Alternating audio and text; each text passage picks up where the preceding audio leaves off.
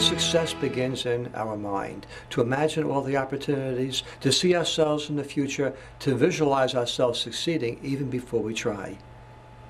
Jules Verne, in Paris, France, in the early 1860s, wrote books of make-believe, the father of science fiction, stories of the imagination. 80 days around the world in a balloon, 20,000 leagues under the sea, and the most preposterous story, the least likely to ever succeed, from the Earth to the Moon. And then 40 years later, at Kitty Hawk, on December 17th, 1903, the Wright brothers took wood and cloth, tied it together with rope, their first plane traveling just 120 feet, just 12 seconds, like a butterfly floating in the air. And then 60 plus years later, a rocket 60 feet taller than the Statue of Liberty and 13 times heavier, thunderously breaking through gravity, traveling 25,000 miles an hour, which is 400 miles a minute, 7 miles per second. All of our success begins in our mind, to imagine all the opportunities. Aristotle would take an acorn and ask the students, "What do you see?" They said, "We see an acorn. What are we supposed to see?" He challenged them. "Do you see the acorn, what the acorn can become, the mighty oak tree?" And when we look at ourselves today, what do we see? Do we see ourselves as we are, or as we can become? If we see ourselves in the future and decide that's where I deserve to be, we'll understand the reason why we need to make sacrifices, as other people, unfortunately too often, see themselves as they are and keep repeating every day what they did yesterday. Grandma Moses, are you familiar with the name? A farmer's wife in New England. Long winters, a challenging life, and then her husband passed away, and her children grew up and moved off on their own, and all she had to keep herself occupied was her needlework. And then at 76 years old, her hands became arthritic, and she couldn't do what she loved. So she tried something brand new. She tried painting, and her hands could deal with the brush. And then 25 years later, at 101 years old, a famous international artist. When you look at yourself, what do you see? Do you see yourself as you are or as you can become? Are you familiar with the true story of Kentucky Fried Chicken, of Colonel Sanders? Here's a man who in the 1930s starts his own business. Well, it was only a gas station, but it takes courage to start your own business, particularly during difficult economic times. And then he did well, and he saved his money, and he built a restaurant behind the gas station to feed the truck drivers going by. And the years passed. And in 1955, at 65 years old, worth $140,000 in preparation for retirement, when at that moment the state came along and built a major road 7 miles away, and before he could retire, there was no one going by his place, and he was bankrupt.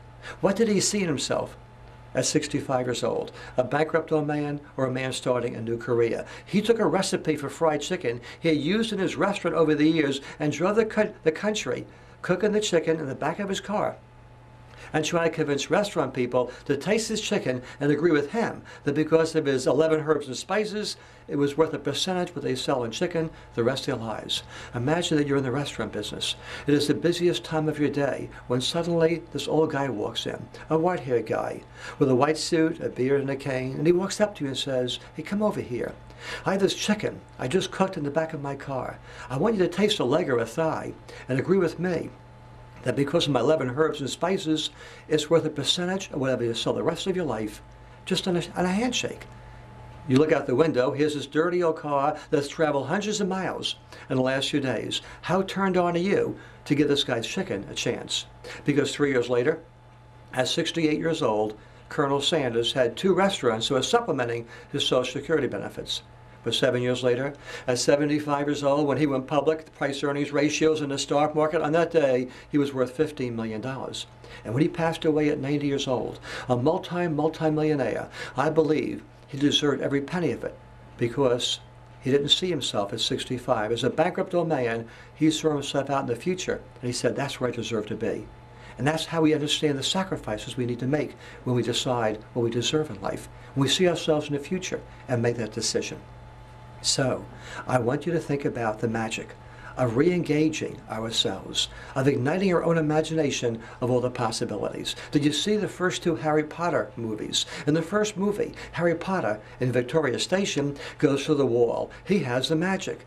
But then the second movie, he tries going through the wall and bounces off of it. And how many of us a few years ago in the past may have had a certain magic, a certain success, but if we lose that success, how do we re-engage the magic? How do we imagine all the opportunities? When I taught college for 4 years in the 60s, among the various topics I taught, one was entrepreneurial marketing. And I taught my students that if you want to try to succeed in business, the odds are only 1 out of 20 you're going to make it. For 95% of new businesses and in research, 95% of new ideas invariably fail. So if you only have one chance of succeeding out of 20, how can you assure your success? Where can you find the magic? Here's the idea. Imagine 20 different opportunities. You have a problem with someone you're trying to resolve? You want to start a new business? You're trying to find some new way to develop clients or improve your business.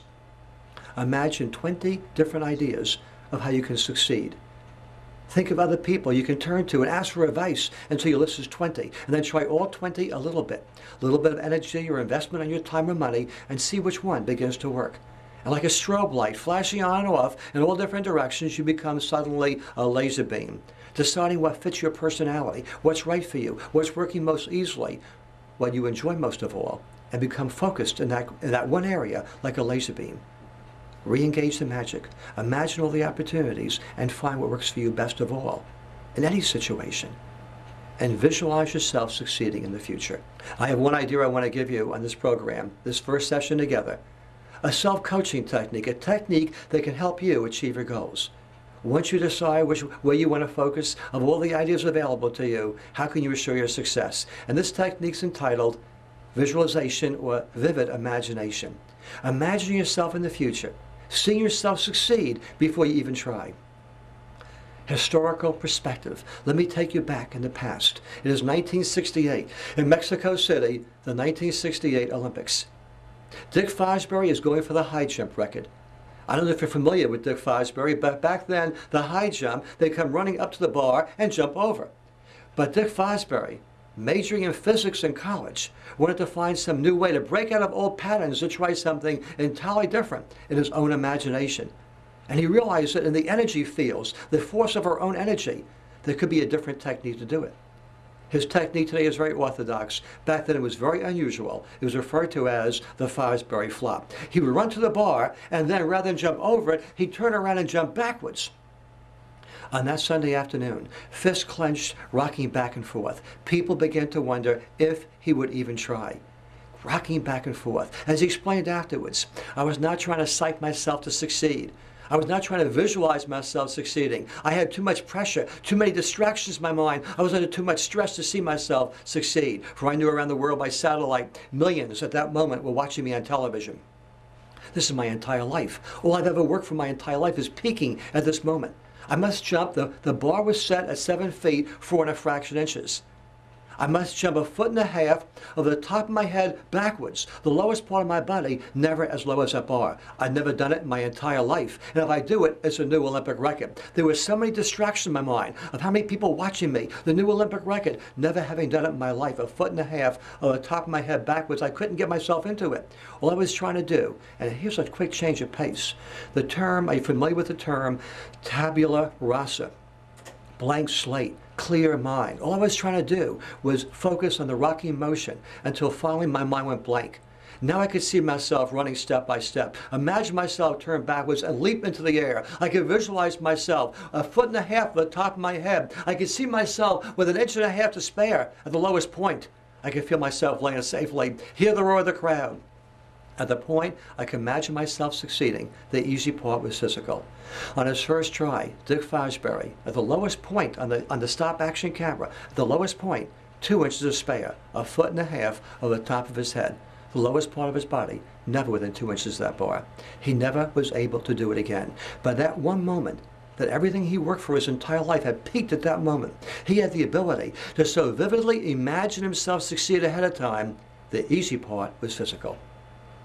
I'm asking you to pick one part of your life in which you need to imagine all the opportunities, to re-engage the magic, to get through that wall, and to be able to understand all the choices that are available to you, as with Aristotle, or Grandma Moses, or Colonel Sanders, to see yourself not as you are, but as you can become. In what part of your life can you follow these philosophies? In what challenge are you confronting right now that by imagining all the opportunities, and then visualizing yourself succeed ahead of time. Here's a challenging thought on the other viewpoint. What chance do we have of succeeding if we can't even imagine ourselves succeed ahead of time? So the point then is we build the confidence ahead of time. Our subconscious mind cannot tell the difference between a real or imagined thought. If we imagine ourselves succeed ahead of time, we create the confidence in ourselves as a real experience to therefore prepare ourselves for the challenge in reality that we're going to confront. Reality and our own dreams. Possibly the first great author of fiction, the first great novelist, was Cervantes from Spain, Man of La Mancha, where Don Quixote says, if only dreams and reality were the same. Was he right? Of course not. The dreams of Jules Verne are today's reality. But there's one regard in which Don Quixote may have been right. We have to wonder, why do people have difficulty converting their dreams into reality? And we'll discuss that on our next program. Thank you.